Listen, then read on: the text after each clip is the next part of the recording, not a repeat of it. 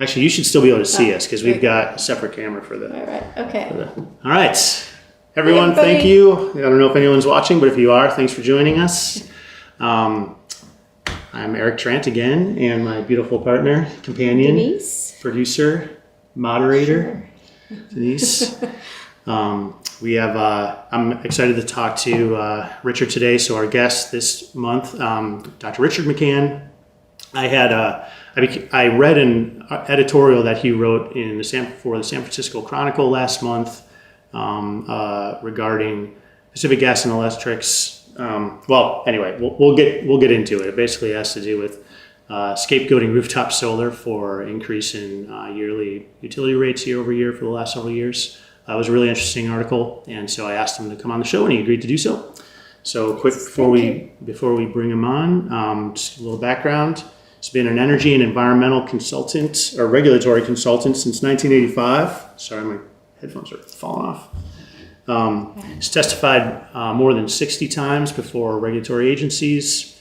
His analyses have led to the closure of Rancho Seco nuclear plant and also the Klamath River dams, which is interesting because I just read about how now the new industry, like recreation industry around the Klamath River, now that the dams have been decommissioned. It was an interesting article. Recently, he's conducted an analysis showing that the value of distributed solar is much higher than the utilities and certain stakeholders have claimed. So we'd like to welcome Dr. Richard McCann. You want to switch over to the show? Hello. Yep. All right. Welcome. Just verify again. You can hear us okay? Yes. Yes. Okay, great. And and it looks like we've got good audio. When I saw the slider working when you talked. So I guess if anyone is watching out there and for whatever reason you can't hear, maybe if you need us to adjust the volume for Richard's volume, let us know in the chat and we will adjust it. But it looks like we're good. So Richard, thank you. Thanks again for joining us. I like your background. I know, me too. Yes, it's an island in the middle of Lake Michigan. Ooh. Oh, really? Okay, interesting. Yes, it's where my father's family is from. Oh. So, Did you? And we're visiting there later this summer for the first time. Oh, Nice. In a few years. Yeah. Is that where you grew up? Are you from the Midwest originally? No, I actually grew up in Seattle. So. Oh, you did? Born Okay, in Michigan, cool. grew up in Seattle, and went to college in California. Got my master's in public policy from Michigan, and then consulted for a few years, and then went back and got my doctorate in agricultural and resource economics at Berkeley again. Nice. So you're a California resident now? Do you live up near the Bay Area? Yes, I live in Davis, which is next to okay. Sacramento. Yeah. My daughter actually was accepted to UC Davis, but she chose to stay here at ASU, so which is overall a good choice. It was a good choice. I mean, I know Davis is a good school, but it's like so is ASU, and it's a lot more expensive to be going to Davis than Yes. So, but cool. Well, so I had I know I sent you just a bunch of questions from your editorial, and so I figured I'm not just going to read them word for word. I'll kind of walk through some of them, but kind of Denise will pop in. We'll keep an eye on the chat if anyone has any questions. So I think the first one, it was funny because I did use Gemini I just shoved your article in Gemini and said, generate some interview questions for me based on this content. And it did a pretty good job. Mm-hmm. And so the first one, the only one that I think I'm going to use, except for near the end from Gemini, I want to credit Gemini where it's due. This isn't all me, right? That I will credit the AI. I think yours would have been probably amazing. What's that? Not that these won't be. Oh, but yeah. I'm sure you would have generated your own. Oh, well, I did. And I've got My latest question, though, is that whenever somebody uses AI, is how many mushrooms did the AI take before it gave you an answer? What's funny is that just happened to me yesterday. Like I've had, for the most part, all of the answers I've gotten have seemed legitimate, right? I used ChatGPT to give me some specifics on the Arrhenius equation the other day, and I'm like, I know about it, but I wanted something that I could build a video on, and it was like, okay, this is all, I agree with what it's telling me. But then yesterday I was looking up, since I'm looking for work, I've looked up one of the companies that I'd applied to just to get some more info on them because I didn't understand some of the things they were saying on the website.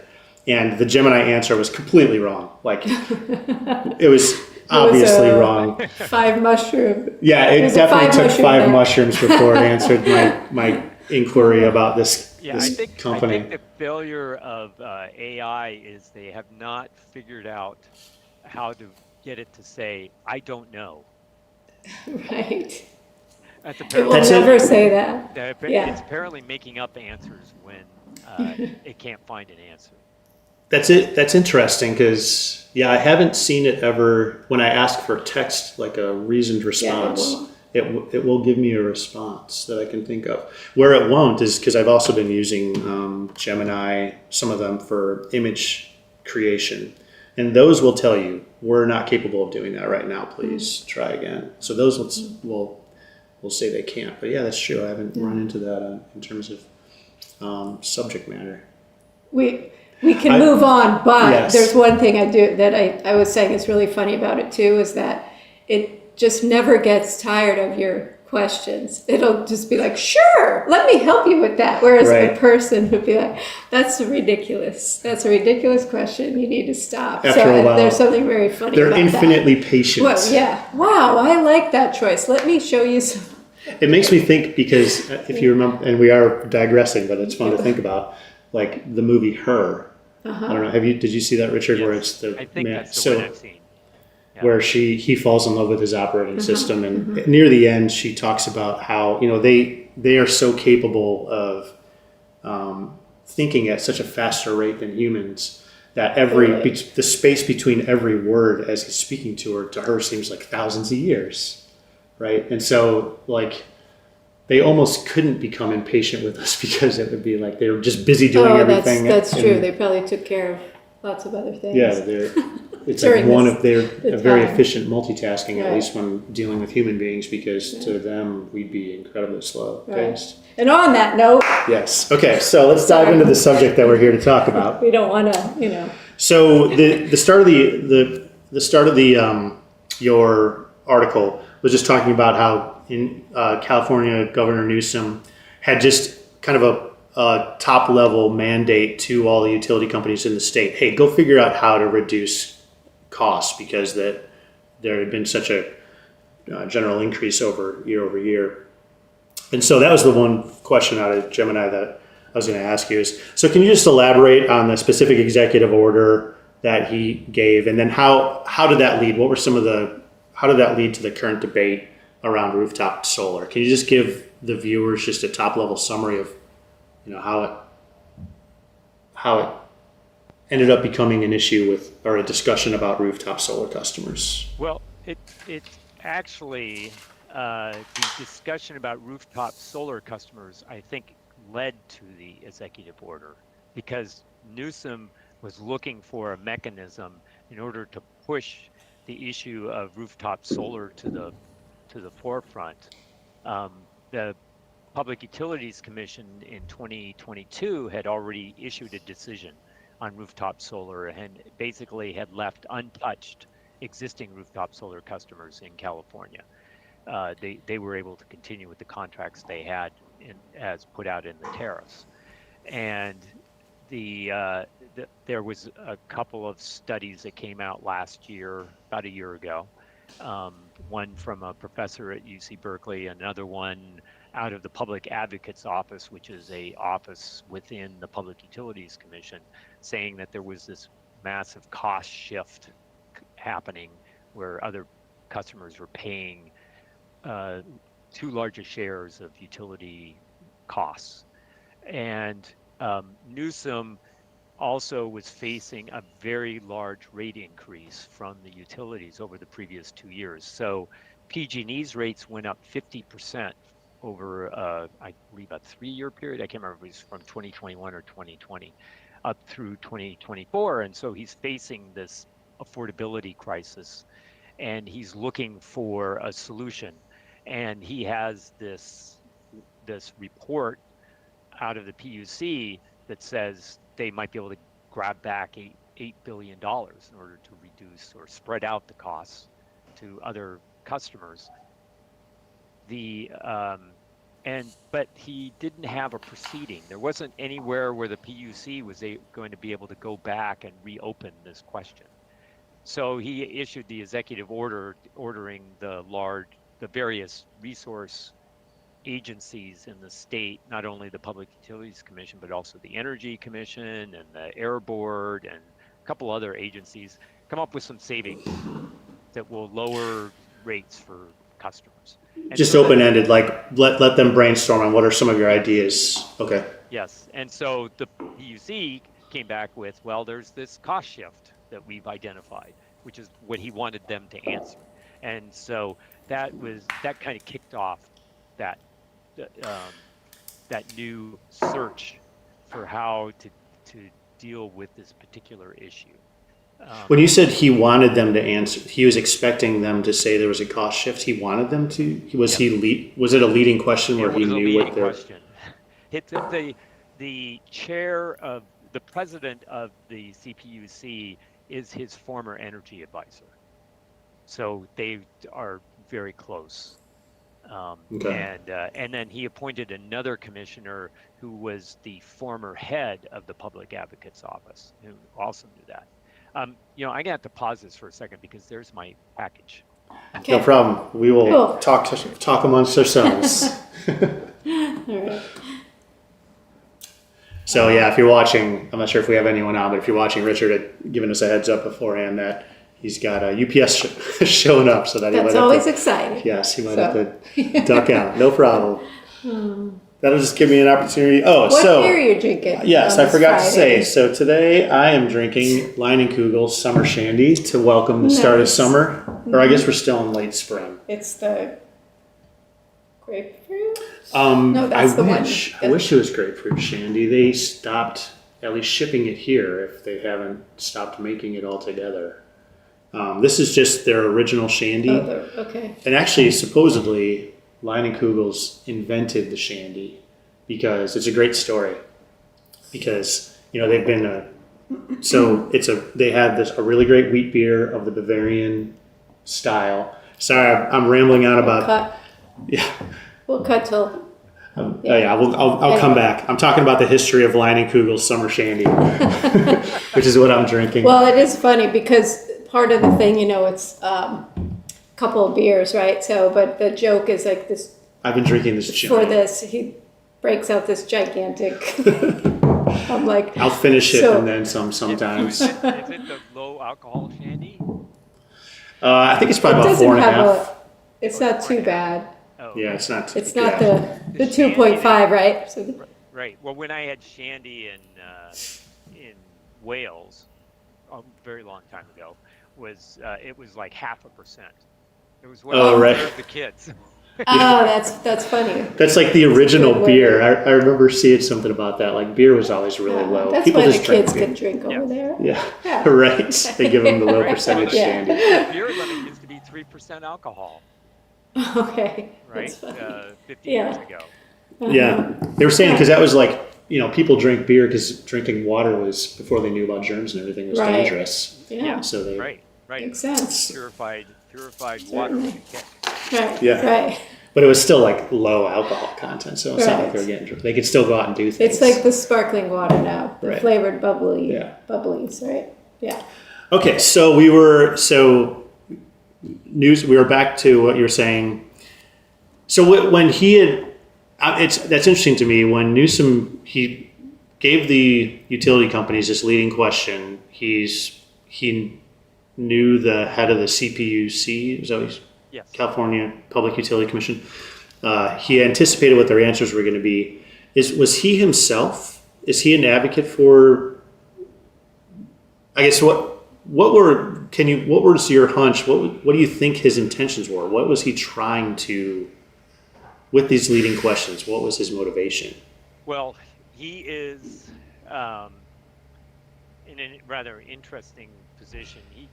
He has been trying to push for greater use of renewables, but renewables that are built at what we call a grid scale. Your 100 megawatt solar plants connected by distant transmission lines. I've seen them along the 10 when I drive between here and LA. Yeah, right. There's a giant plant out there. Which is recently closed. Oh, you're kidding? Really? Yes, it Oh. had a lot of operational problems. It had a contract with PG&E. It was way overpriced, and other parties have been trying to close it for years. They tried to cancel the work to try to get PG&E to cancel the contract before it was even signed because it was so That's behind schedule. That's wild though, because in the 16, almost 17 years I've lived here, I've made many trips along the 10, and it has definitely expanded in that time. Because when I was first going back and forth, it was way off in the distance, and I always was like, "Is that a mirage? Is that water? Or like a lake? What's going on out there?" And then I've seen it. It started approaching closer to the 10. I was like, "Oh, those are giant. That's a giant solar farm out there. It was close enough that you could see what it was." Yeah, with So the that's tower. It's the one with the tower, right? If I remember right. there might. So it's not a solar. Maybe it is. I didn't think it was a solar collector. It looked like just a sea of black, a sea of black panels. Are you think there's another set along the 8? Well, I'm That thinking might about the be one it. between LA and Las Vegas.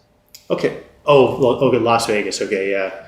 That's along the 15, Oh, the right? 15. So Right. Okay.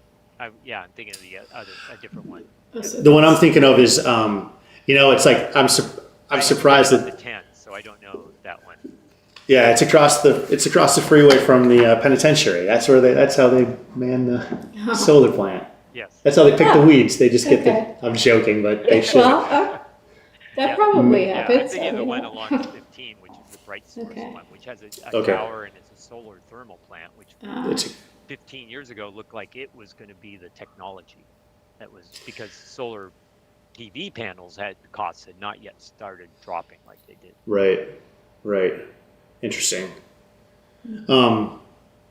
So we were saying. I'm sorry. I think So I. anyway, Newsom has been building those or promoting the large power plants.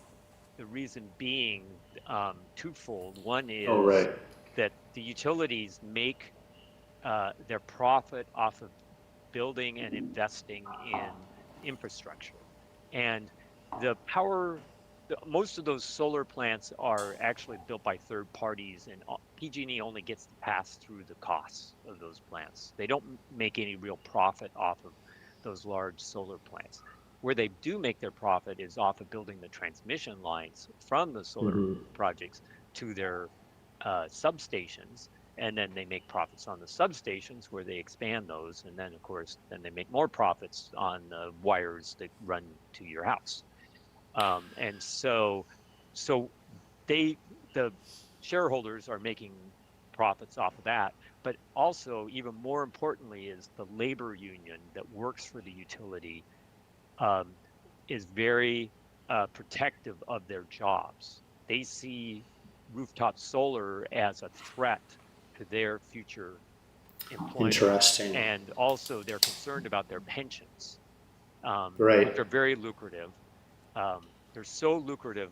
California's state employees have a very lucrative pension plan in CalPERS. The utility employees have an even more lucrative plan. There was a talk several years ago about when PG&E was in bankruptcy, could the utility employees go over to CalPERS? And they said, no, it's not going to be as good as what we have, which was just shocking given what CalPERS offers. Interesting. Yeah. Wow. So that's interesting because I never would have. I would have considered that it was there was some union issues. Right. So that's all of. Very reliant on labor union support. Yeah. And right. And the labor employees are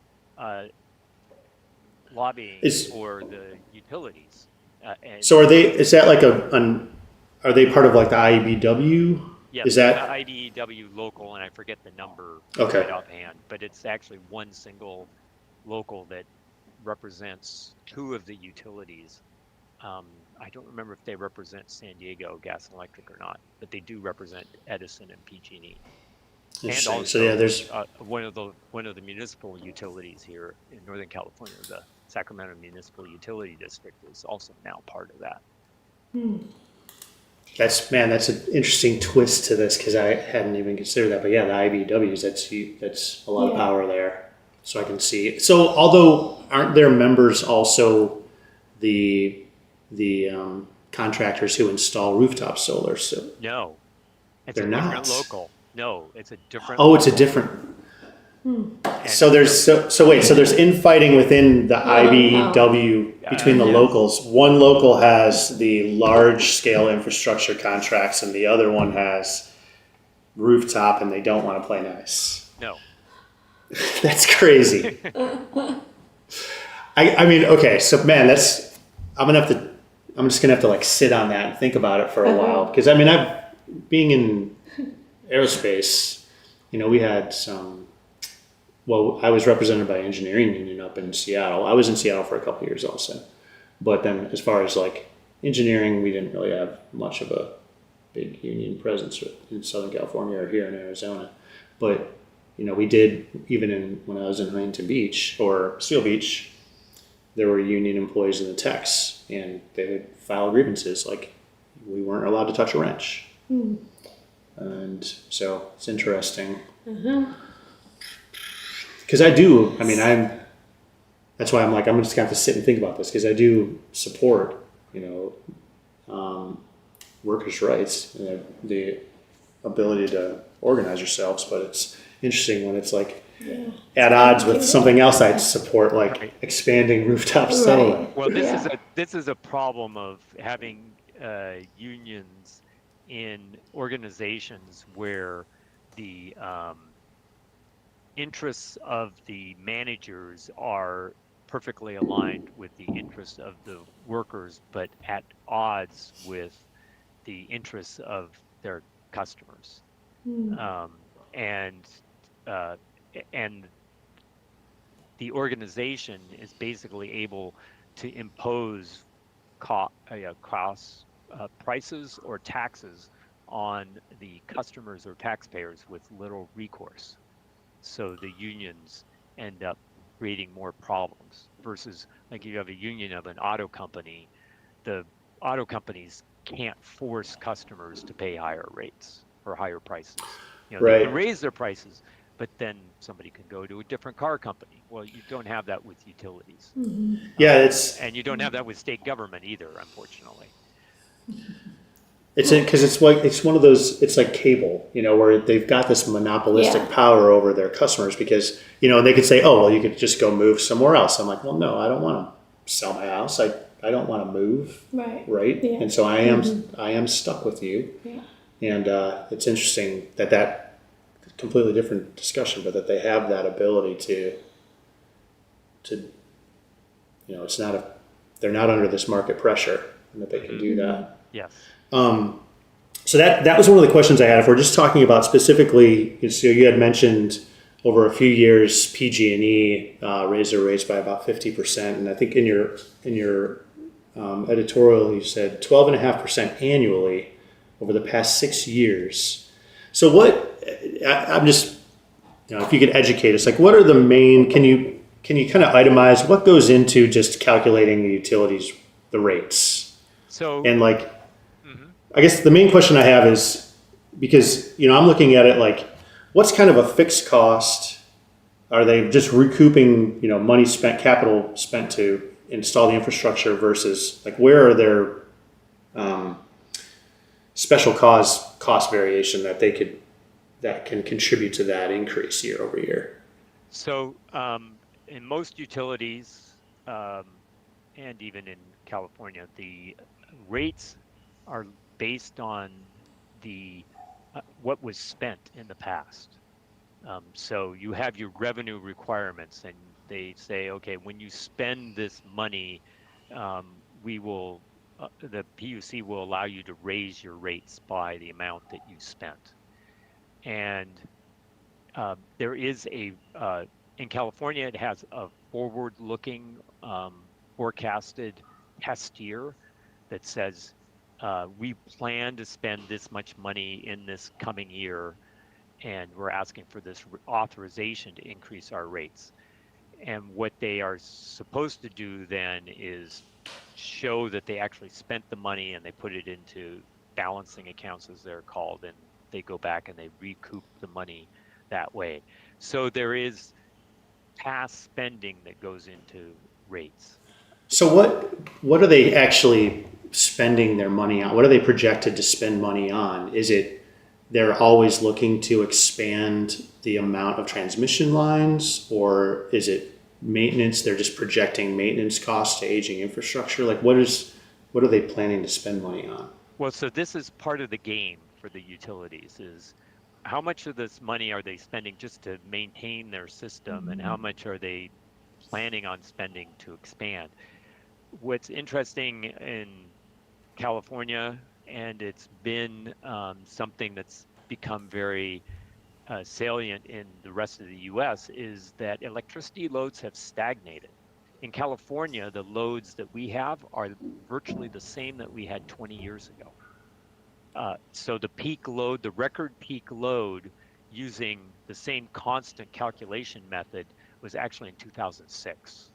We had a supposedly record peak in 2022, but it turns out what they did is they started including exports to places like Arizona during the summer peak and started adding that back into the peak and so that made it look like it was the record peak, but it actually wasn't. We basically had flat loads over this whole time. The rest of the country has had very low load growth for more than 20 years.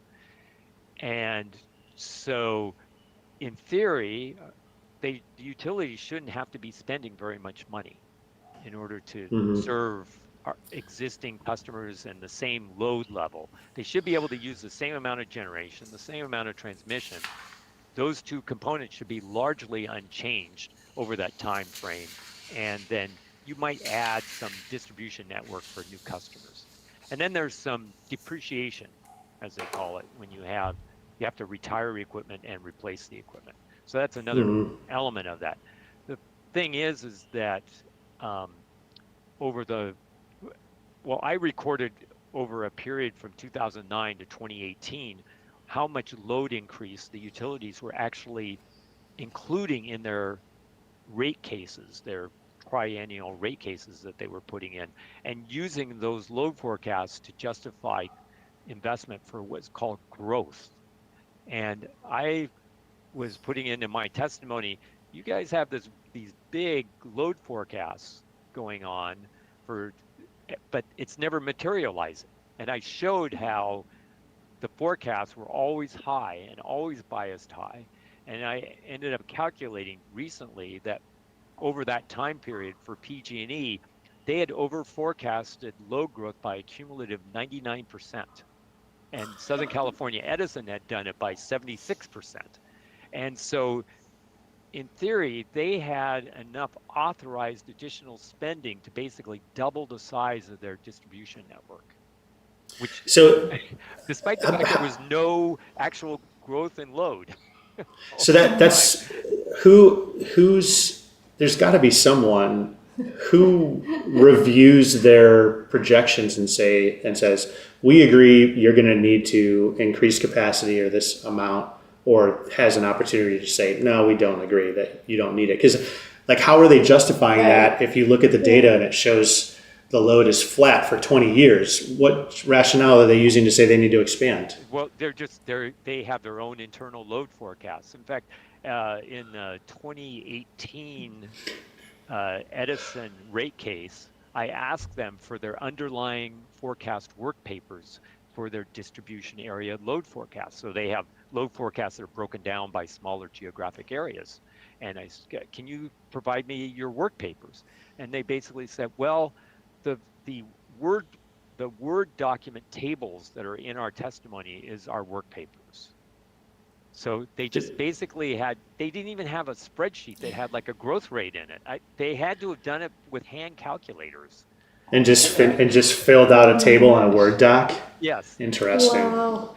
And Because so there's no sophistication going on and so this is one of the problems I have with the public advocate's office, that they did this cost shift calculation, which we'll end up talking about more, but it's their job to plunge into those load forecasts and get justification for those forecasts, because they're the ones who have the resources and the staff, in theory, to be able to do that deep digging.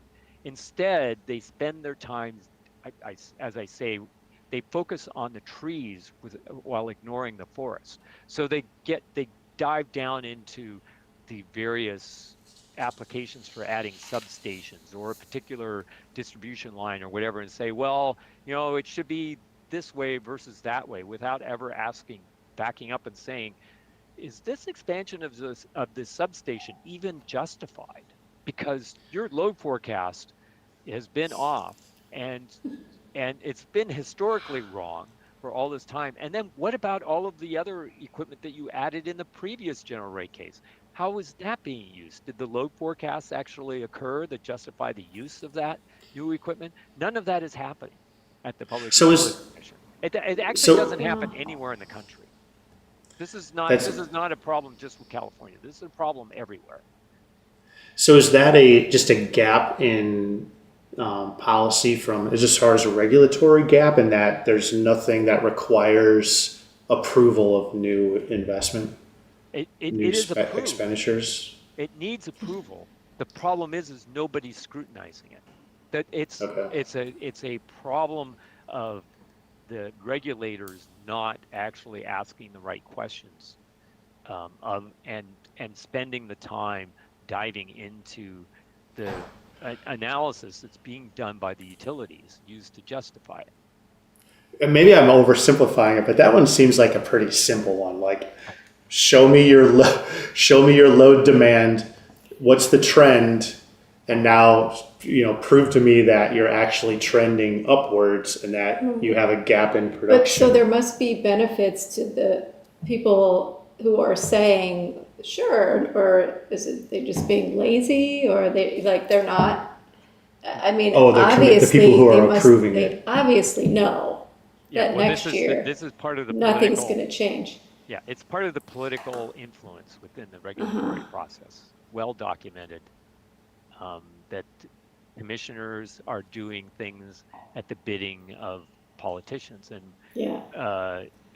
the most public example of that was when the Public Utilities Commission in California, it was revealed that he was getting um, favors and gifts from the utilities. Kickbacks. Yeah, well, yeah, it wasn't dollars. It wasn't dollar amounts. It was trips to Europe, cases of wine that came from PG&E, that kind of thing. So it was a little harder to track. Sure. And Wow. he ended up not really resigning. It came out just before his term was going to end, so he just served out his term and then moved on. But this was just one example, and the fact that he was caught doesn't mean that it's not happening in a lot of other places. Right. There's a Right. suspicion Sure. about other Obviously. commissioners Yeah. as well, about whether they've had influence to make favorable decisions for the utilities. And part of this is the commissioners can say, hey, you don't really need to look that hard into their application. That's interesting because, having spent my entire career in aerospace, 25 years, and that's beaten into us that just the ethics of you cannot accept anything. Like, we're not allowed to even, in some instances, like when we have government customers that would show up for like meetings, like we'll have a 3-day long review or something. They have, and we'll always provide food. There's always, the company will have a buffet for lunch, but there's a coffee can next to the buffet, the straight arrow contributions or whatever, that the government customers are supposed to pay for their lunch, because otherwise it looks like we are gifting them lunch and thus could be receiving, what am I trying to say? They'll be treating us better than our competitors who are also like, Right. Well, a lot of this is actually in ways that are much less direct. than that, and Difficult to difficult to figure identify out. that It's it's a that it's revolving occurring. door issue. So, for example, that PUC president that ran into problems, he was the former president of Southern California Edison. He was appointed by the governor 10 years before to um, to be that in that position. Um, as he was, I can't remember if he retired from Edison before he was appointed or if he was just straight out. And like 20 years before that, again, there was another president of Edison who was the PUC chair. Other commissioners have rotated into utility positions after they left, but like with a certain number of months between when they left and when they were actually working for the utilities, because there are ethics rules that they observe, but there's wink wink hint hint sort of things that go on that you can't, it's impossible to regulate those. Yeah, it's interesting because I know why. I shouldn't say they're impossible. The way that you could regulate them is just to prohibit them from ever working in the California utility industry after they leave. Right. That happened with Boeing, Darlene Dryan. That was one of the, this was probably 15 years ago, but related to the 767 tanker. She had worked for the government as part of the acquisition, and then went to Boeing, and it was found that there was some shady dealings going on related to that. I don't know if she went to prison, but I know that there was a lot of fallout from that. Is it so? I wonder. Is it? That's probably a semester-long course to study this. As far as like, is there a similar? There's with us dealing with federal government, all of the federal acquisition regulations and all the rules related to dealing with government contractors. Is there a similar type of set of regulations on the state level for, in this case, like public utility? Well, there's supposed to be, but again, it's hard. There are fences around some of that behavior, but as we see, they don't always work. Right. And there's also pressure from the politicians. Don't have those kinds of limitations, and there's pressure from the politicians on the regulators as well. If they want to continue, if they want to be reappointed after their term is over, they have to do what the politicians want them to do. And so that's where the unions come in, because their constituents are like, we make a lot of money from expanding the infrastructure, and we would like you to continue to pressure the commissioners to approve our expansion of infrastructure, please. Otherwise, we're going to go vote for the other guy. Yes, right. This just sounds like some down and dirty. Every time I have these conversations, I've got some words in my head that I'm not going to. Every single one of these conversations, I'm just like, God, there's so many problems to solve. I can't handle it. No, there's that's too what many I'm problems right to now. solve. I can't. Is it just built into human beings that maybe it's just always going to be? We just have to find the best.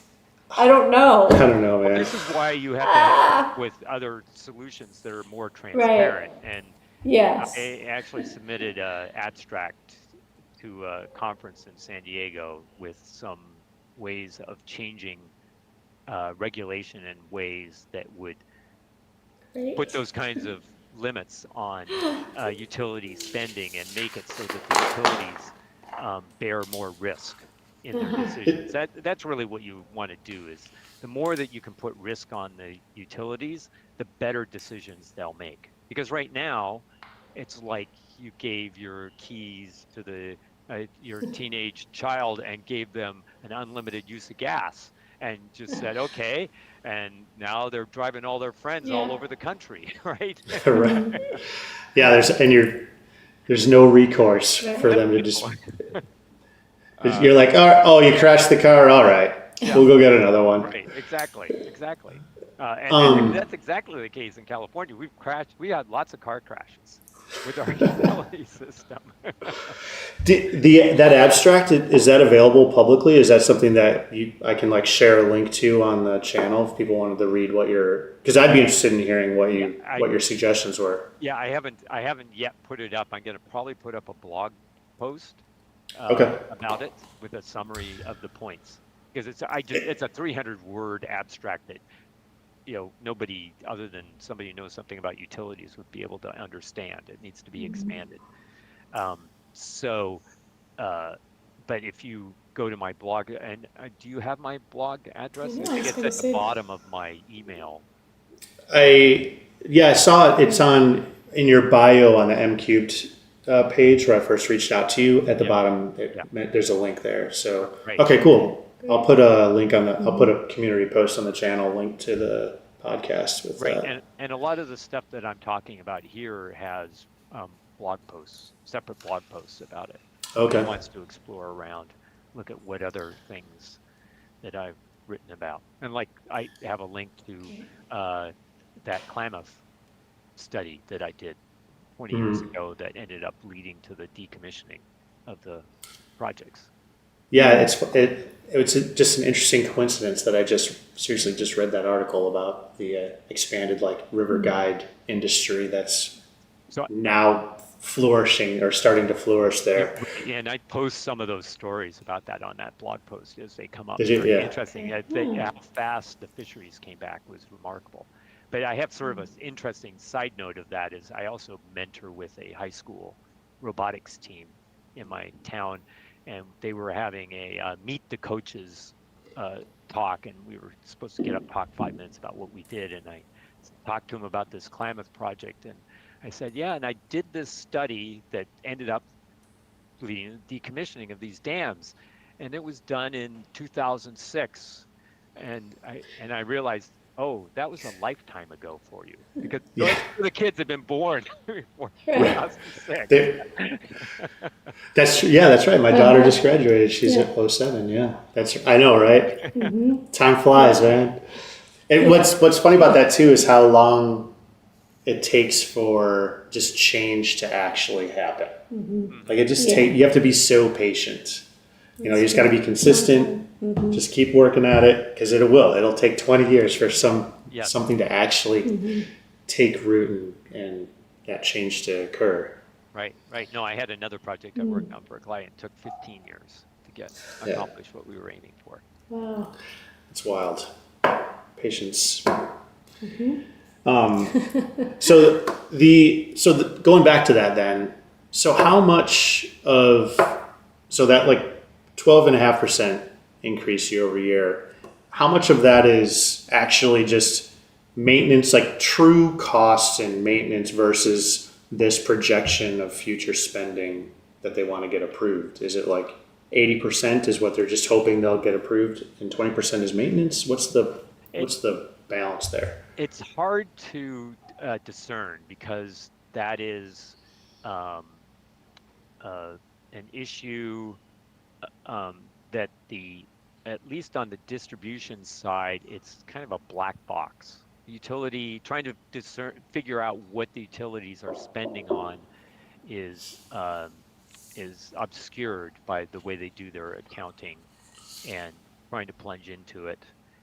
So that's part of the issue is that it's difficult to figure out what is for quote unquote growth and what is for maintenance.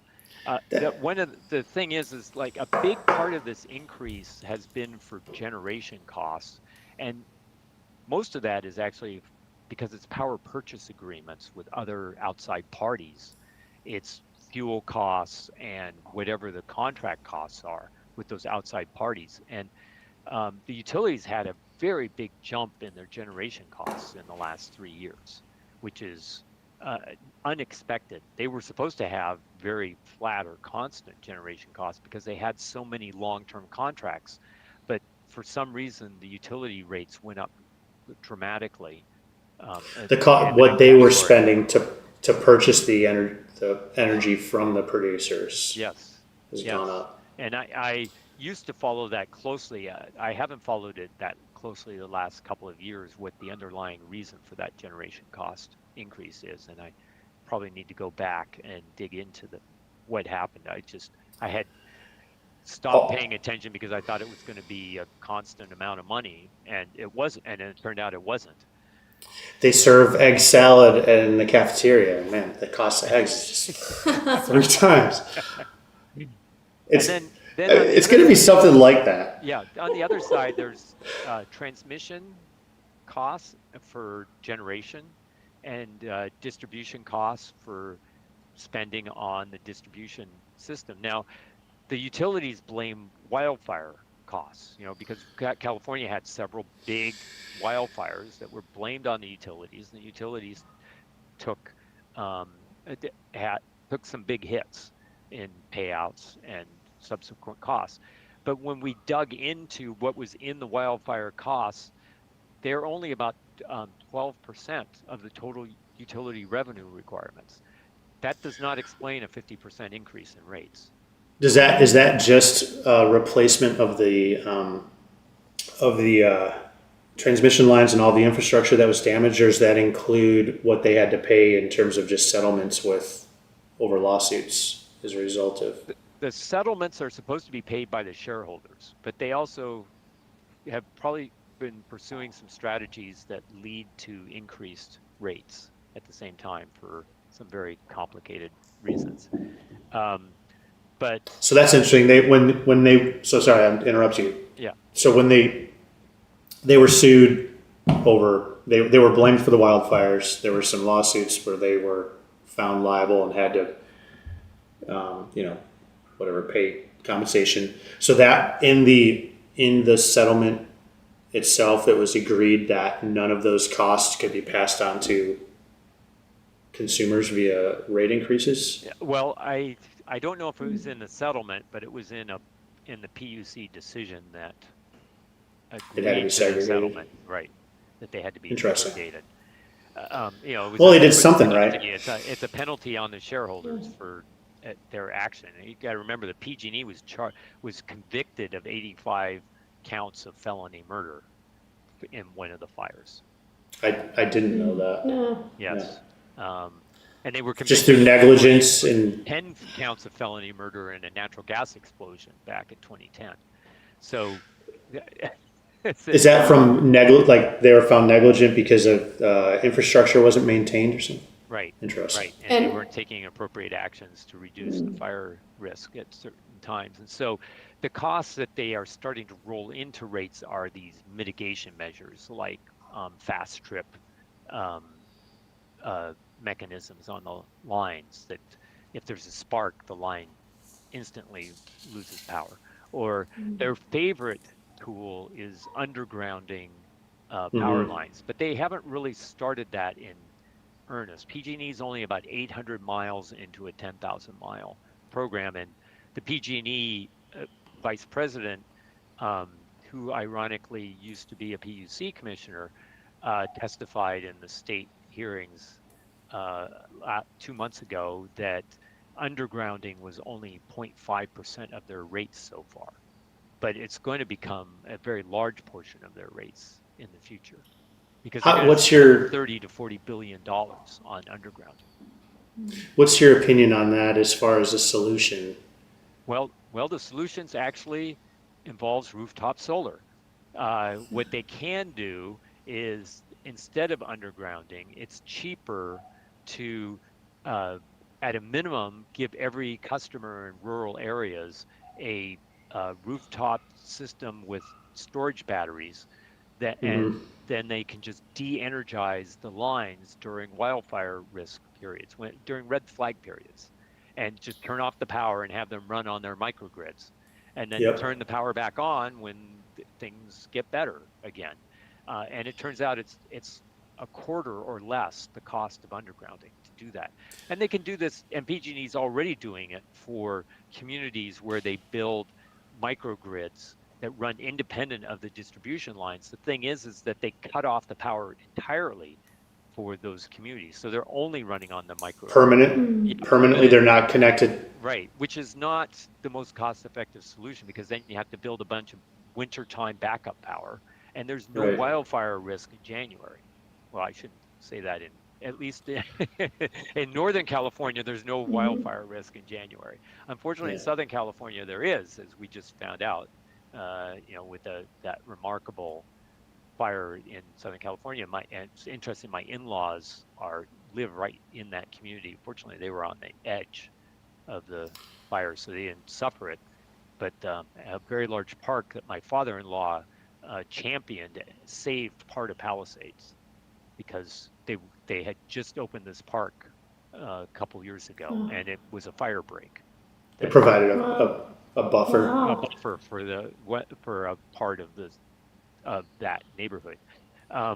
But that's, that there are solutions that are available. They're much lower cost, and the thing is that doing that is another threat to the IBEW, because the people who will build those rooftop solar systems are the other union, the other IBEW union. Is it? It's like I don't even know how to start to address that because that's just pure human. That's sociology Yeah. right there. That's how do you convince these two different Right. chapters to figure out a means to profit, to share the wealth with respect? Because it seems like it should be, to me, I'm like, oh, that's easy. Just have an agreement between the chapters that some of the infrastructure guys also get to work on the rooftop solar. Like just share the work. Why is that hard? You would think so, but Well, there's a lot of that going on the where people utility won't give. union is paid much more than the electrician union. Their pay rate is almost multiples. Interesting. Yeah. So, because one of the questions I had in here somewhere, it was talking about that as far as like, well, there's a couple things that you talked about. It's just, so in your article, you were saying in 1 year, they were planning on 2.6 billion in expansion of, further investments in infrastructure. And I'm like, well, what's it cost to put, at worst case, solar on someone's house? And it's about, worst case in California, what I found is about 30 grand. And I was like, all right, in 1 year, you could install 86,000 rooftop solar systems. So I'm like, why? What would be the benefit of them investing in rooftop solar versus them investing in larger infrastructure? To me, it seems like control. They would have control over if you start giving it to individuals. Then you're dealing with all these different. Every homeowner you're dealing with. That would just seems to me like it's probably complex. But anyway, can you talk a little bit more about that? It's like. I also think the microgrid solution made a lot of sense to me too, because it does, I feel like it limits the risk not only to wildfires, but also to, there's this, we have our foreign adversaries could figure out how to shut down the grid. And, if they were going to invade us, they could just flip a switch and all of our power gets shut off. And, that's what just a few weeks ago they were talking about how they found, radio transmitters or radio receivers in some of the large solar installations that the Chinese companies had provided the material for. So there's this risk of foreign adversaries shutting down our grid. So like the microgrids made sense from a national security perspective too. Like we've just got these small, everyone is primarily supporting themselves, is connected to the larger grid so they can share when there's overflows. But so I guess how much is that? Like, I'm surprised to hear that they were actually investing in that. Like, is there a lot of motivation to move towards further investment in microgrids and like what would if I were to suggest to them, hey, spend that 2.6 billion in rooftop solar instead of new transmission lines, what would their response be? Well, first off, there is state law that, or I don't know if it's state law or state regulations that basically limit or even prohibit investment by utilities on the customer side of the meter. So they're allowed to invest up to the meter and all the lines, but they're not allowed to invest in home equipment and that sort of thing. And I don't know if there's good reason for it, but it does create some political pressure or economic pressure on the utilities in terms of competition. And that's what rooftop solar is it's basically competition with the utilities themselves. Energy efficiency is another element that's competition with the utilities. It does the same thing as rooftop solar. It reduces the amount of power that the utilities Mm-hmm. sell. And so uh, that kind of situation makes it difficult for the utilities to justify or to be authorized to invest money in customer premises equipment like What rooftop solar. So could that's where part of this resistance comes from. They aren't made really allowed to make a rate of return on those kinds of investments.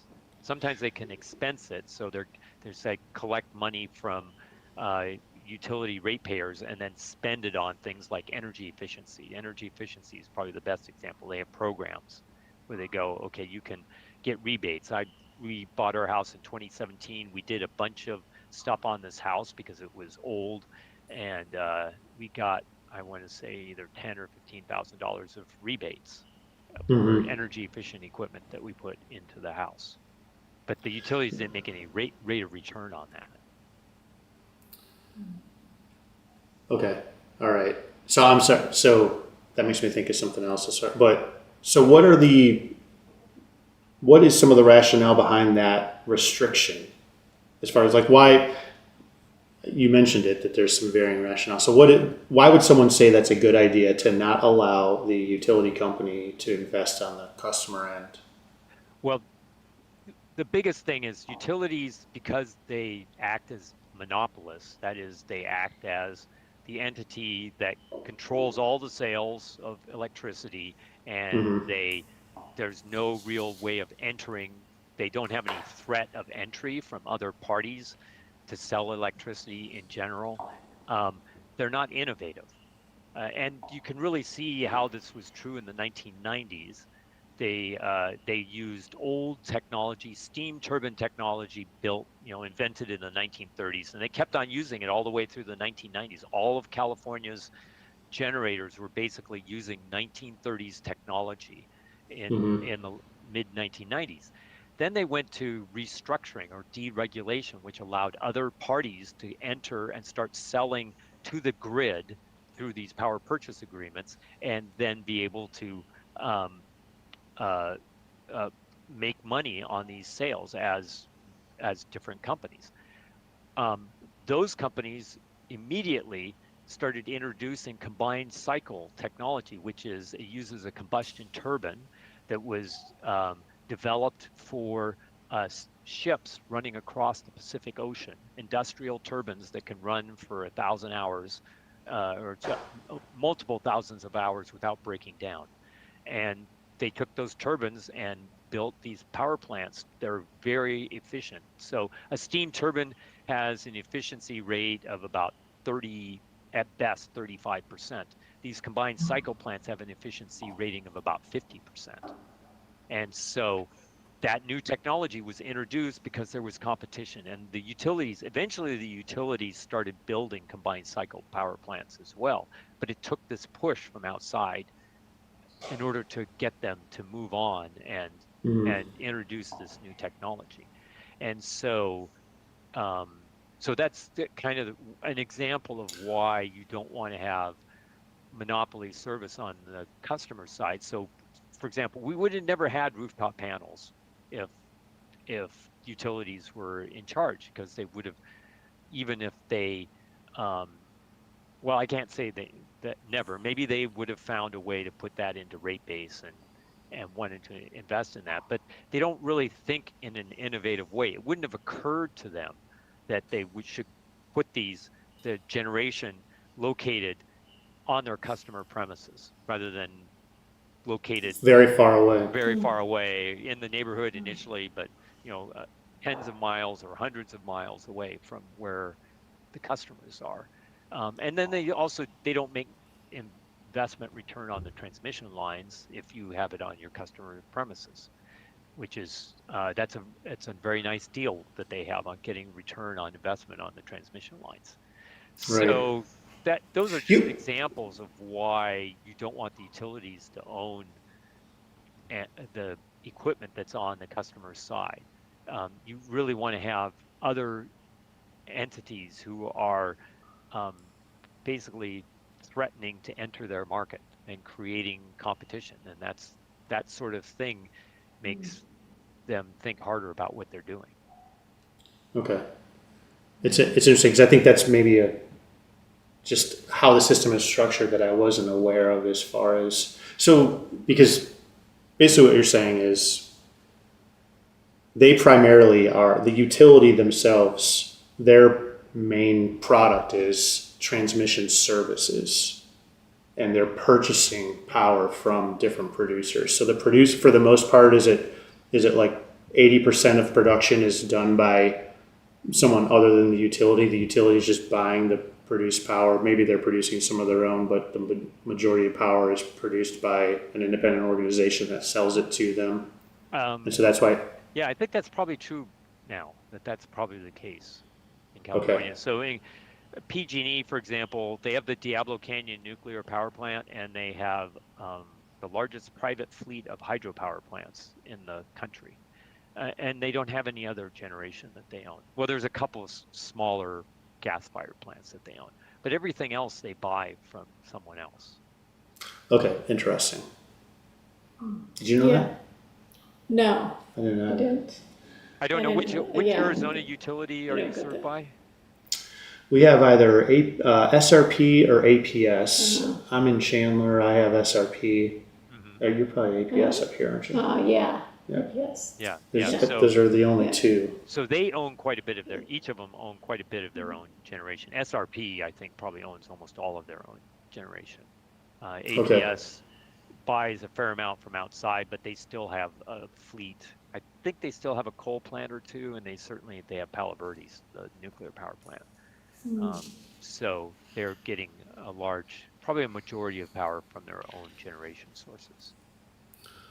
So, sorry, I'm going to go back to what we were talking about earlier because it's still kind of, I wanted to say it. It bugs me that they, seeing as they do have this monopolistic power, this kind of hold over their customers, the lack of transparency that they can't produce like an itemized list of what their costs are. It really, to me, like I don't understand Yeah. how that's possible. Like Crazy. Yeah. how it seems like that should be very public and very Yeah. transparent. Like Yeah. here's, I mean, when I own mutual funds, you get a prospectus every year where it's like, 12 pages of shit that I don't want to read. I don't, it's like, Don, are they doing good? Do I want to hold on to this? Yes. Okay, thanks. Like, I don't need to read all the details, but I get them if I But wanted it's to. there. Yeah. Yes. So how is it, I just don't get, how is it possible that utility companies are not held to that same Right. requirement? It's well, the thing I think that's maybe analogous is that you get that list of companies that are in your mutual fund, but you don't get the individual annual reports on those or the Securities and Exchange Commission 10K reports for each one of those individual companies within the mutual fund. So, which would have more of the breakdown, and even those companies don't necessarily have that kind of transparency on what they're spending. Uh, Mm-hmm. so, the, but the reason for that is because there's market discipline. So they can spend whatever they want as corporations, but if they spend too much and their prices go up, they go bankrupt. They're Or subjected to market pressure. pressure, right? Market pressure does a lot for creating the right incentives so that corporations spend the right amount of money. But if you have a system where they basically evade market discipline, which is what happens with utilities, they don't Right. have that same kind of incentive, and the um, the regulatory processes really haven't evolved in a way to come up with a better system for uh, controlling utility costs than what they have now for privately owned utility systems. Now, if you're in a public utility, and so SRP is a public utility, there is some degree of transparency. A board member can go down and basically demand a list of every item that was spent on from the staff at SRP and get an answer on that. And so that adds a level of discipline in the public utilities that's not available in with the investor-owned utilities. So at APS, the corporation commissioner can't go down to the APS headquarters and demand a list of everything that they spent, because the corporate commissioner is only is not a member of or a shareholder in the utility. And so there's that lack of oversight that happens in most state commissions, that they are not able to break through that wall with the utilities and see what is spent on every item and impose that kind of discipline. So instead, this is why there's a push for something called performance-based rate making in this country, which is trying to come up with ways to tell the utilities, okay, we're going to impose something that looks like market discipline on you, and you are going to have standards that you perform to before we allow you to increase your rates. And we're going to penalize you if you fail to make these performance standards. And Hawaii just came up with a PBR system, and we're seeing how that works. My understanding is rates have gone down a bit in Hawaii. What are they using? How are they measuring performance? You may have said it, and I was distracted by reading through my notes. I don't know enough about it to be able to go off into what they are using as their performance standards. I'm just aware it's happening, and I know people who worked on it closely. So they could tell me if I wanted to ask them how the PBR is working there. But that's one example of the sort of things we're looking at. I have some other ideas for how to change the rate making to try to make it more transparent. One of the things that I think is most important is to actually have utilities show that what they invest in is used and useful, which is a technical term, but basically showing that what they invested in is actually being used by customers to the extent that the utilities projected it would be used. So I was talking about earlier about how they had over forecasted their loads by a lot. This would be an example of, let's go back and you invested in twice as much infrastructure as you apparently needed. Is that infrastructure actually being used at some high set percentage? Let's just say 85%. It has to be used at 85% capacity so that you have a reserve margin in case something happens. And what is it being used at? And I saw a number that for Southern California Edison that indicated their infrastructure was being used at 60% of capacity on average, which tells me they have a lot of excess capacity out there. So it's kind of that, it's designing those kinds of mechanisms that would set a fixed budget amount for a utility and also do some rate design in a way that forces them to reveal their true costs. Because what you can set it up is you can set it so that in one place, they have to set rates very low, but then there's another place where if they're going to reveal the cost for setting those rates, they want to reveal it as being very high. And so they have different incentives in different rates in order to reveal their costs, so they're more likely to reveal their true costs rather than costs that are either too high or too low. Yeah. Hold on 1 second. Is it the refrigerator? Yeah, that was. Oh, it's the little refrigerator. Okay. Yeah. Oh, how well are you picking up? I can't hear it. Is that holding your beer? Oh, that's a little assortment in there. There's some stuff in there. Wine, energy drinks, my daughter's stuff. Yeah. Okay. Yeah. Well, good, because I can hear it, but I wasn't sure how much I was going to pick up. It's too. Okay. It's okay. Yeah. I'm just. honestly, I'm shocked, not to just belabor this, I'm just shocked that it isn't more transparent, or that there isn't some requirement that they show truth in pricing and can back up, their justification for it. Because, like going back to the aerospace example, the FAR requirements, it's called TINA. Anyway, there's a bunch of requirements that the federal government has to basically, they do try to do a good job in spending our money, and above a certain contract value, you have to show basically an itemized list of, this is everything we spend money on as part of this contract. And I mean, whether or not someone in the government actually sits there and scrutinizes every line item in there, probably not. But by the fact that you are required to do it, and your ability to bid on future contracts is dependent upon you doing a good job and you are under the threat of audit at any time, it does effectively prevent people from gouging the federal government in their defense contracts. So I'm amazed that there isn't something similar in this situation, where it's like, sure, they're a required service for our modern society, right? Like, I can't just, if I wanted to, I could go live off the grid, but we're not going to do it. Right. And the fact that they do have this monopoly over their constituents, or whatever you want to call them, their neighborhoods that they serve to.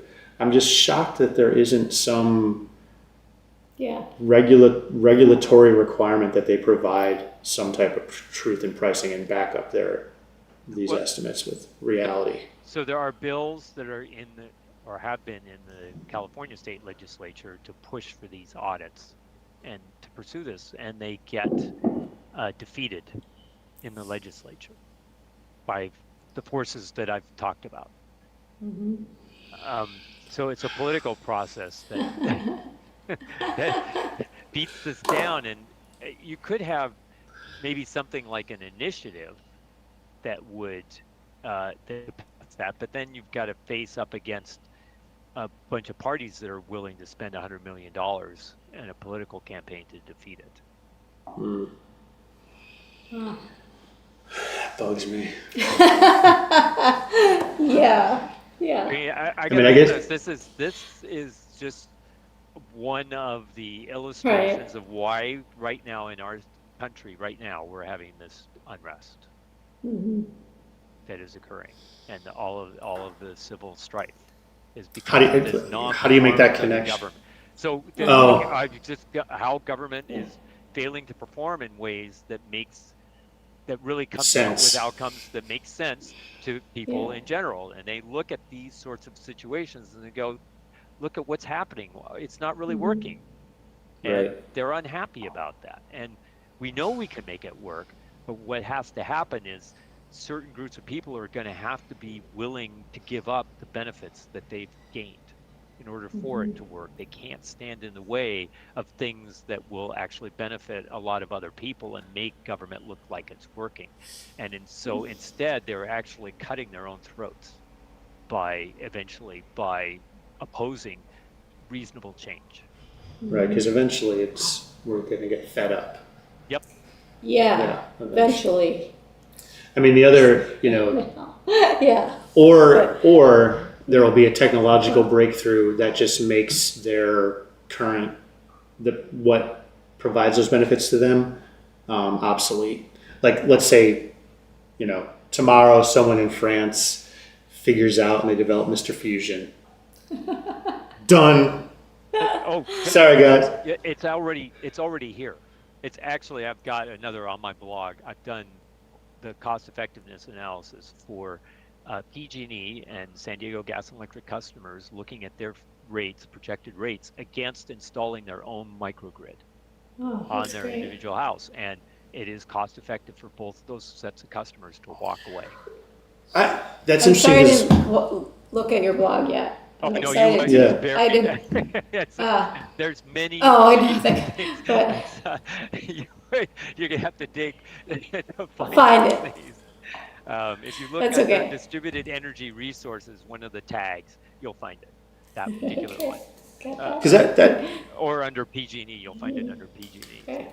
Okay. But that's so. This is. But as I've said this, one of the things I got so excited about was when I was watching the Olympics in 2021, and Ford ran this ad of this electric vehicle pickup truck, and it comes in and it's showing all this wonderful stuff, and I'm going, this is really wild. It's what this EV is able to do, plug in, run things, and then they pulls oh up to a dark house in a blacked out city, I think probably up on Hollywood Hills, or yeah. what I could tell.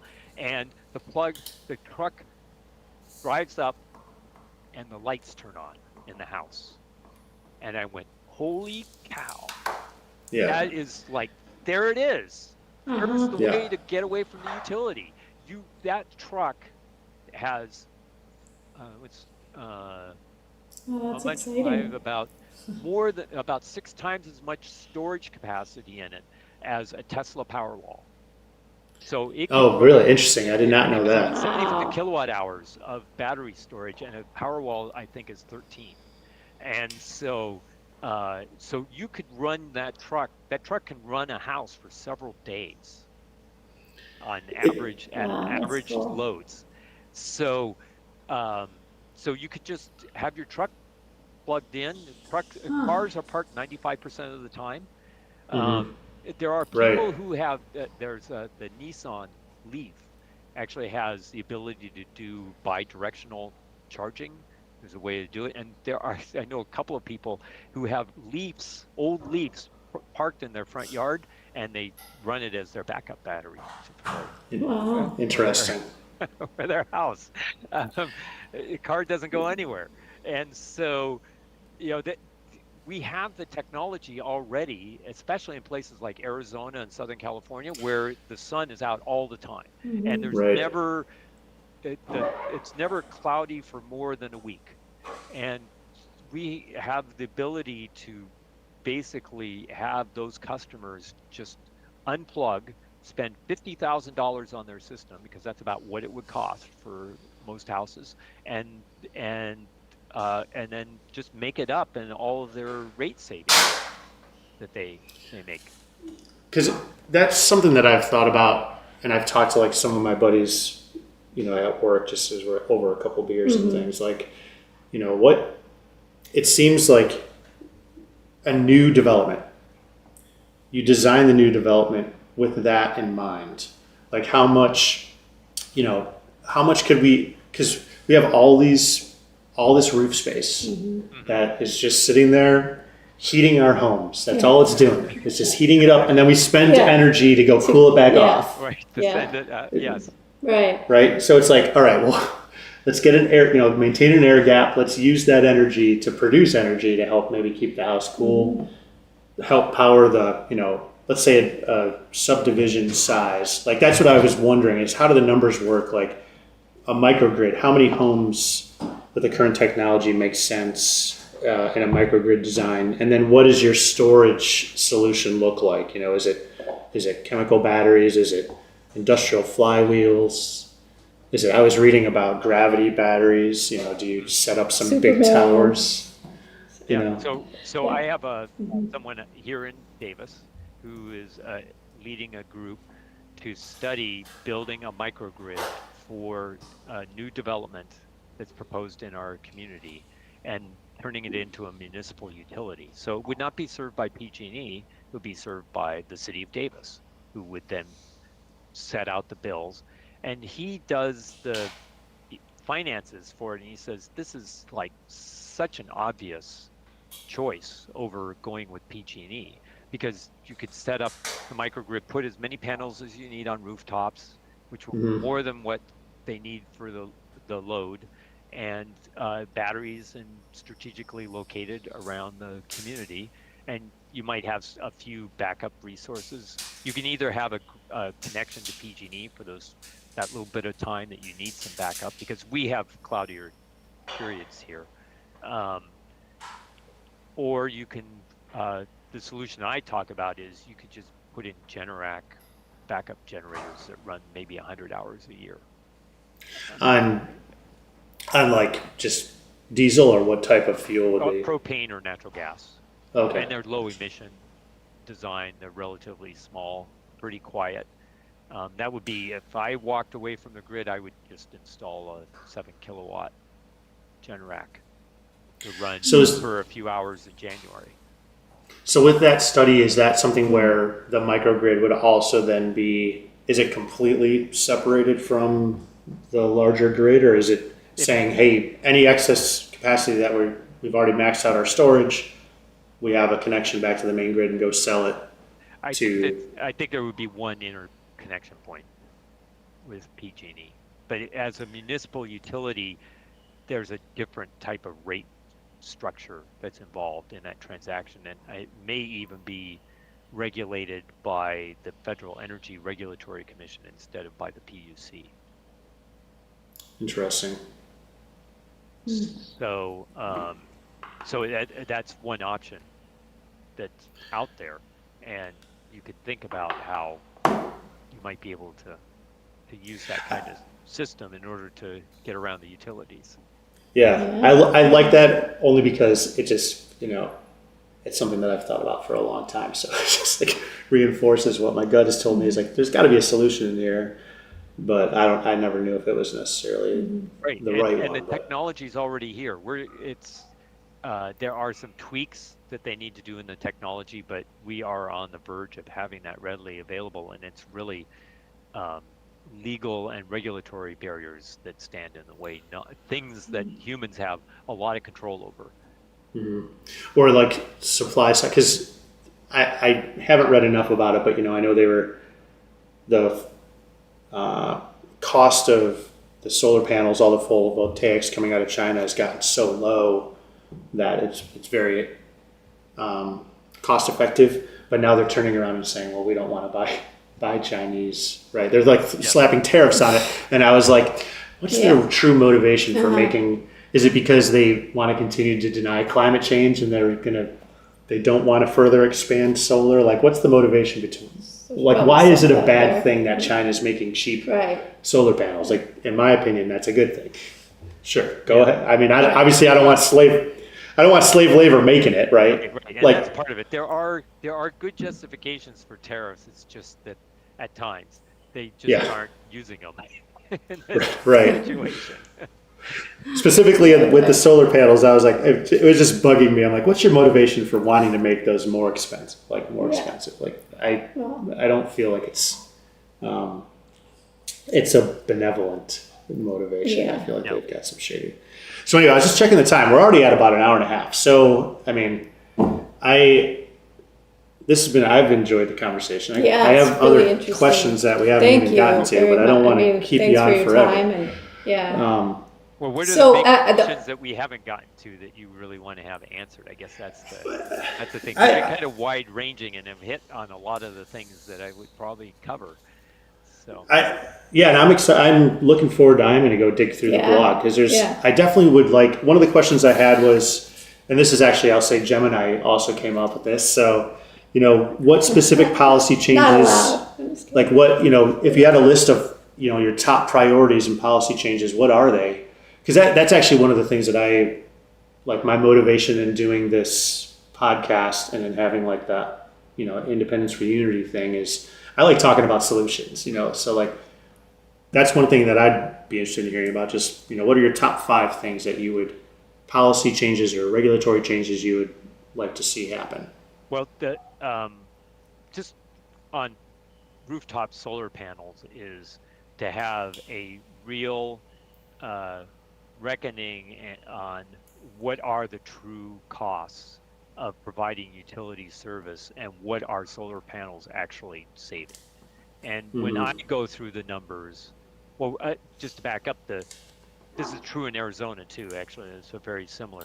The utilities claim that the solar panels only save 6 to 8 cents a kilowatt hour on when they are producing power. And they even argue, well, heck, it might even be negative or zero. It might be costing us money for you to produce power. And when I go back through, and you probably have the link to the report I did that shows that In fact, it's a benefit to ratepayers to have rooftops solar panels. And when I start going through the cost calculations, I find that it's more likely that rooftop solar panels are saving customers on the order of 30 cents kilowatt hour or more. Um, and so that's a case of where the um, the utilities and the regulatory commissions are not really using accurate measures of what distributed energy resources are truly saving other customers. And So there's having a standard on accounting in yes, their rate yes, right, calculations. and really truly accounting for both the financial aspects. So, for example, avoided transmission costs, avoided line losses, not having to have extra reserves to back up your generation, some other elements like that, plus some more about what are called the non-energy benefits. So, like not using land for transmission lines, having more local jobs. So, when you build rooftop solars, you actually it's in your community. The jobs are there. It's not going to some construction company 3 states away. Right. Um, and um, and so accounting for all those things actually makes it so that these distributed resources have numbers that are at least as good as um, grid scale, the traditional conventional generation. So that's one part of it. The second part is probably changing some of the old accounting practices that are used to set utility rates to take some of the costs that we collect now and push them into future ratepayers who are going to end up benefiting from these costs in the future.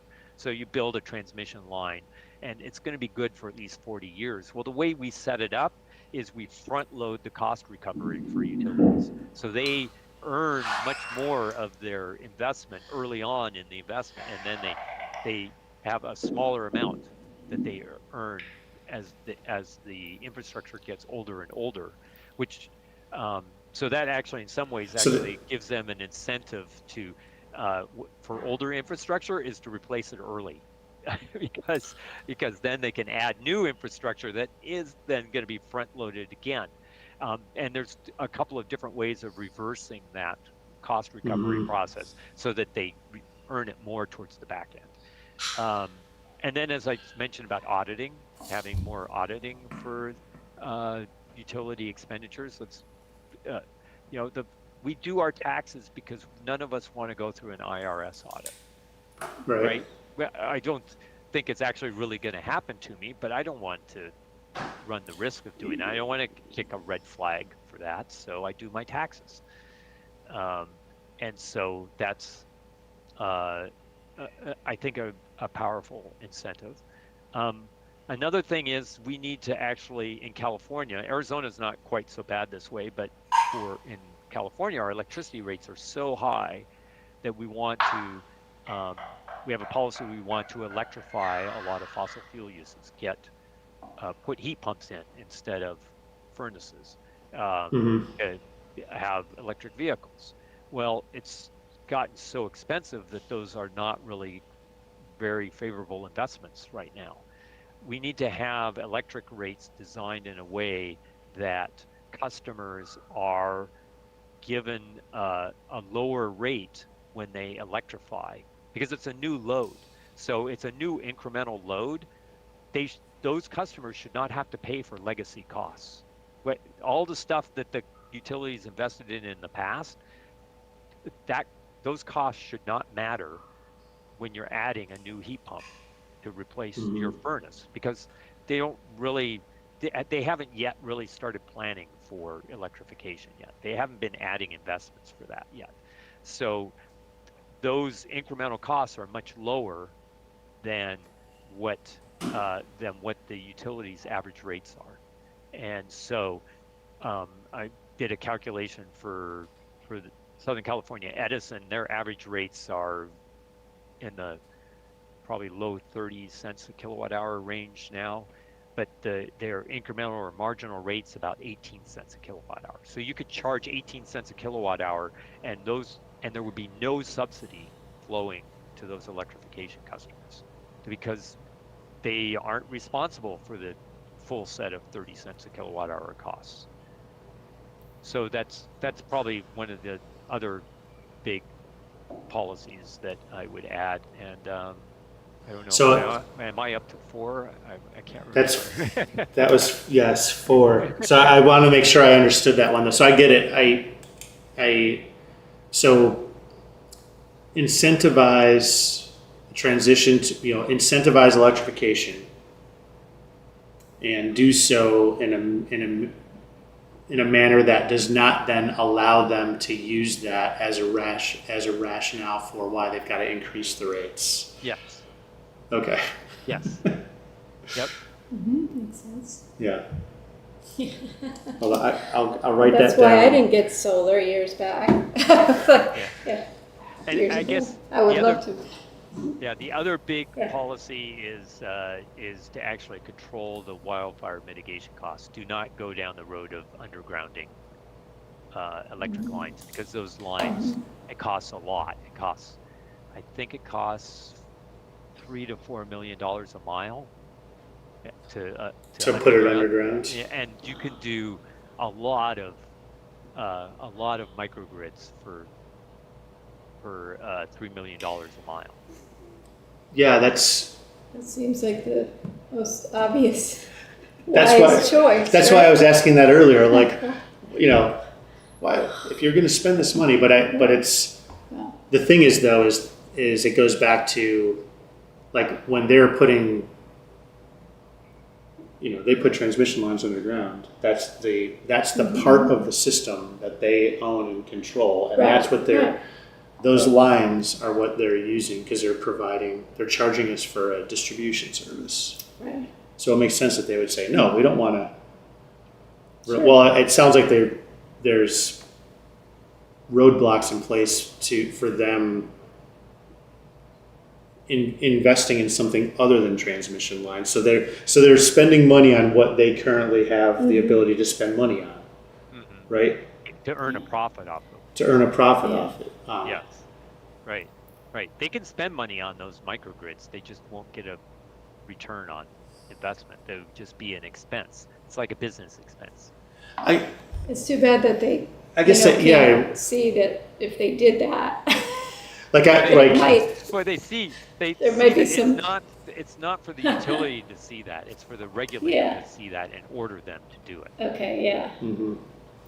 Because it seems like there could be an arrangement made where they say, okay, if you were to, and I know it's complex, but if you were to remove the roadblocks that prevent them from investing on the customer end, and I know you were saying as far as you wouldn't want them to have that much power over it, but let's just say we solved that problem where you did make it, like, why couldn't they say, well, we have a new housing development and SRP, we are going to go partner with the developer and we're going to create a microgrid and one connection to the greater grid.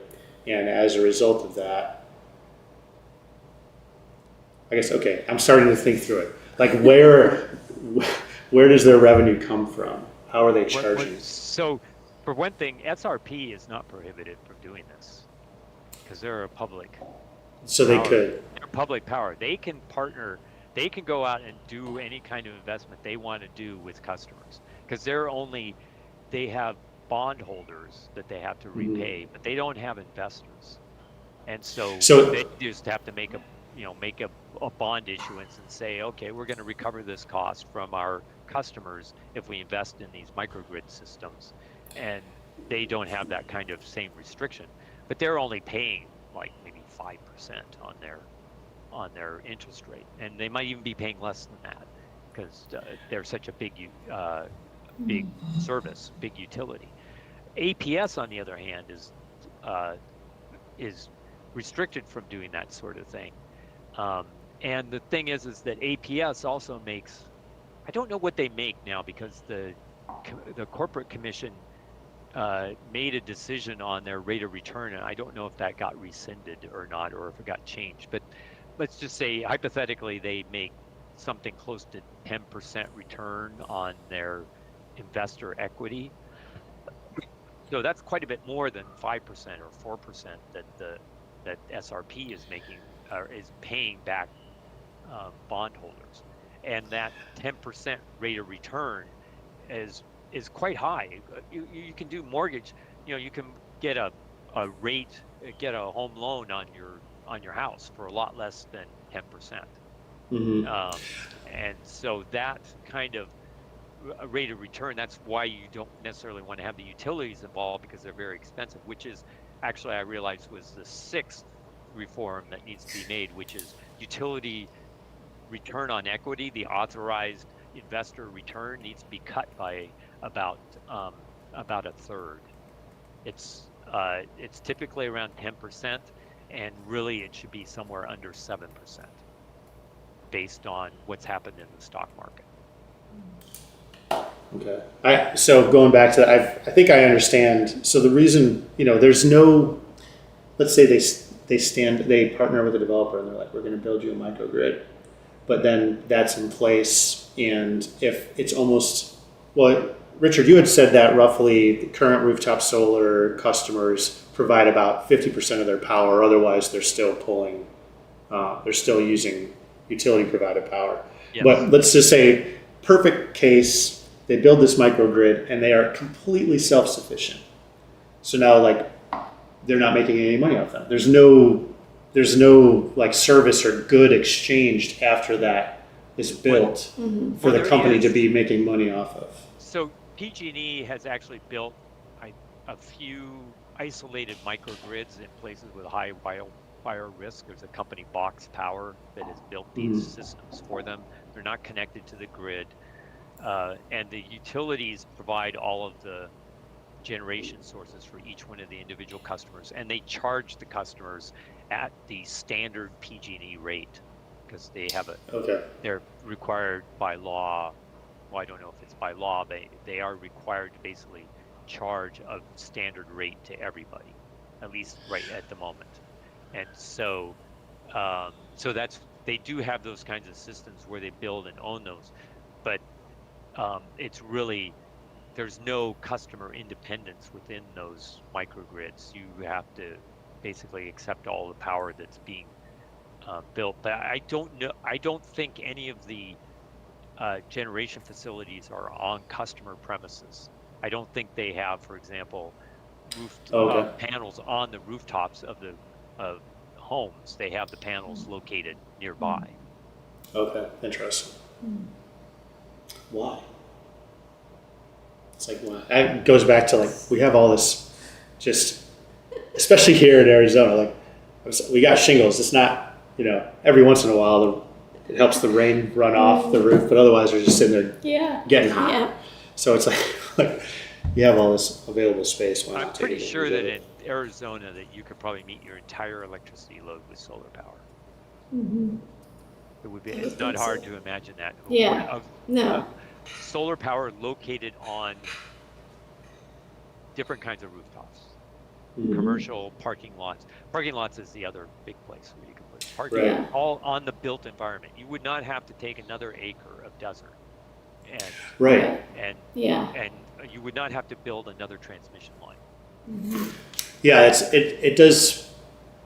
Now that the technology's gotten to the point where where are we at as far as, is it 20-year service life on a typical panel built to current quality? So 20-year service life on panel. It seems crazy to me that we're not starting to.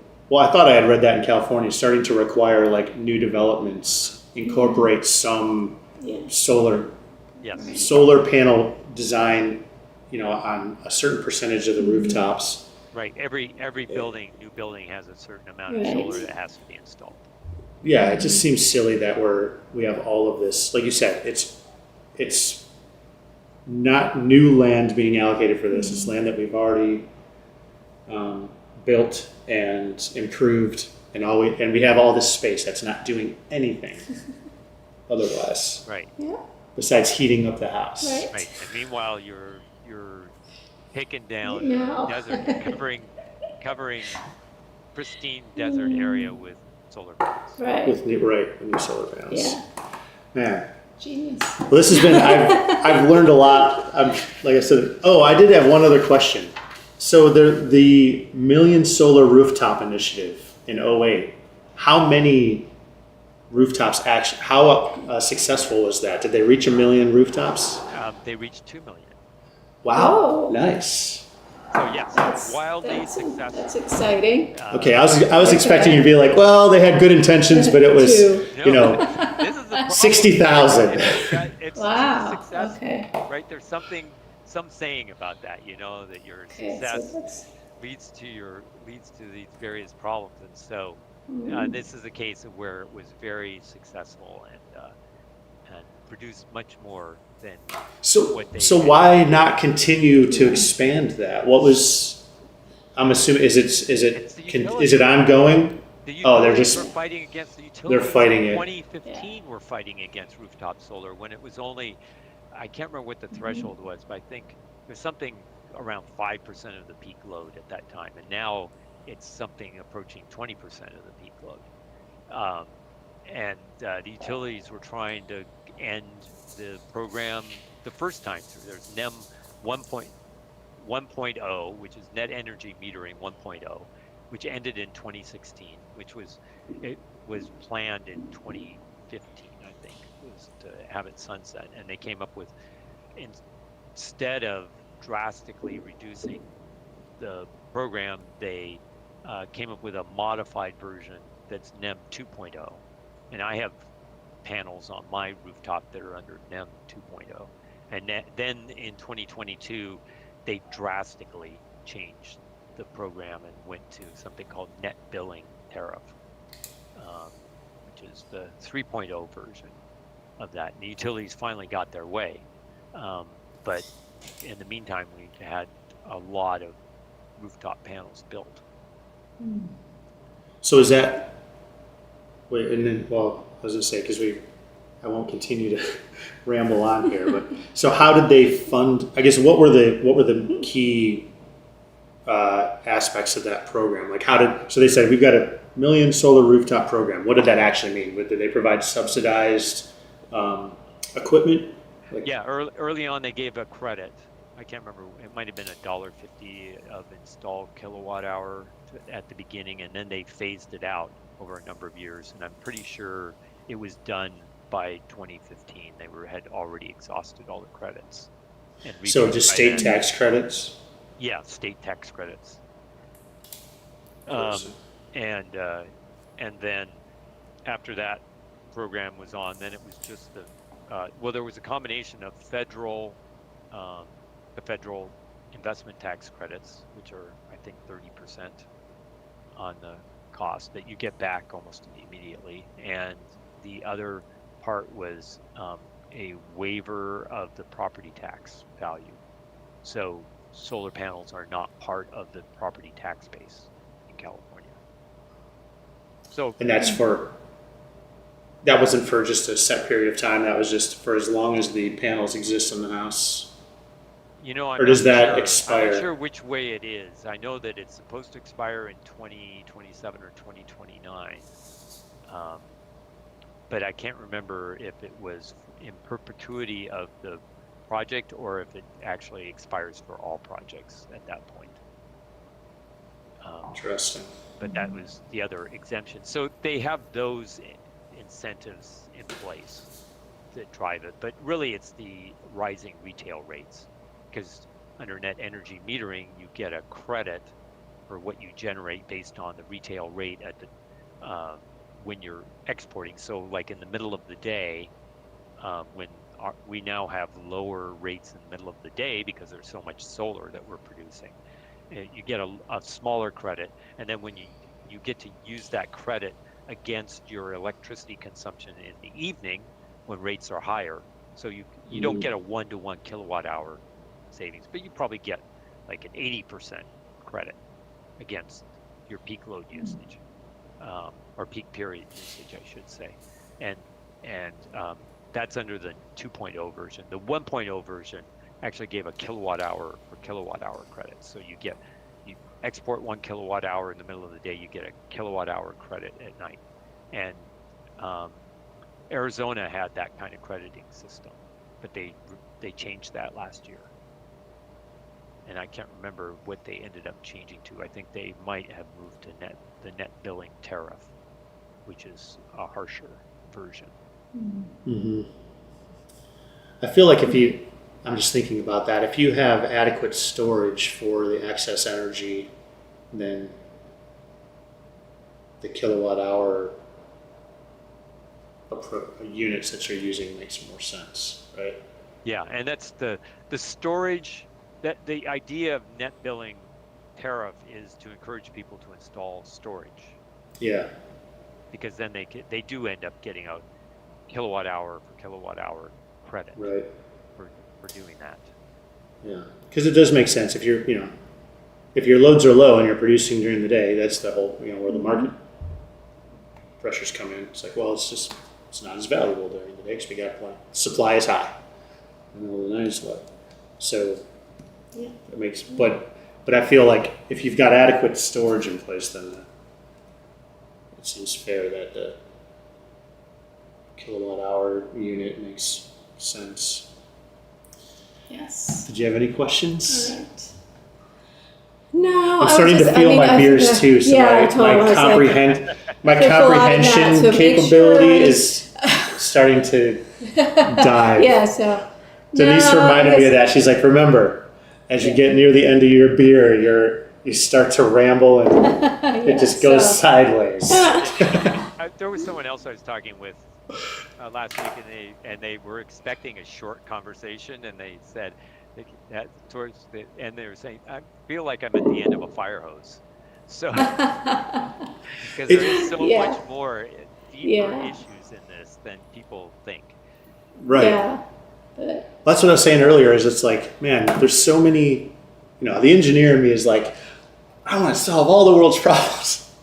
Like, I need about 1,000 years times 5 of me, and maybe make a dent. Engineers have actually solved this problem, right? It's the lawyers who are standing. Right. Damn lawyers. Yeah. Well, my daughter wants to go to law school. I'll just start to. Shay, help me solve this. Help me fix this. Work together. Yeah. Yeah, we'll work together. Yeah. No, I think I just look forward to seeing what you've got out there, the info and everything to educate people and maybe I don't know, maybe move things in the right direction. in a few months or slowly. Sometime in the next year or so we have you back on. If there's anything more new developments to talk about, it'd be good. I've enjoyed having you on, and it's been a really good discussion. Yeah. Good. Thank you, Richard. Yeah, thank you very much. So thank you, Richard. I really appreciate it. I don't think we didn't have. I don't know how many viewers. It says we've got the numbers on the software. Oh my gosh, aren't ever we have right. 2 right now. Yeah, but no one's been in the chat at all. Watch it later. We don't have any chat. Yeah, that's okay. Don't have any chat questions, so we'll just we'll go ahead and call it a day. Yeah. Richard, I really appreciate you coming on. Yes. Thank you for answering me. I know it's like just a random email from left field. Hey, I read your article. I really liked it. Come be on my podcast. Yeah. So that's very nice. You have to be part of the new media, right, to get your message out. Right. We're discovering catch the That's podcasters when you can. Right. I appreciate your willingness to come on. It's been a good discussion. I've learned a lot. So thank you very much. Thanks so much, Richard. Okay. So if anyone's watching, thank you all for joining. If you haven't, like and subscribe. I will. Richard, I'll be doing a little bit of editing. I'll send you a link to the saved whatever. Yeah. The YouTube Take a look. thing. It'll be up there. If you watch it, I don't think you've said anything that you want to, but like I said, if you've watched it and you want me to edit anything out, let me know. No, and actually there were a few things that I didn't want to say too much more publicly, like the name of the PUC commissioners. Right. Yeah. I think we did a good job. Yeah. Just keeping it where we don't have to worry about anything. So, all right. All right. Thank you, everyone. All right. Thanks. Thanks, Bye. Richard. Bye.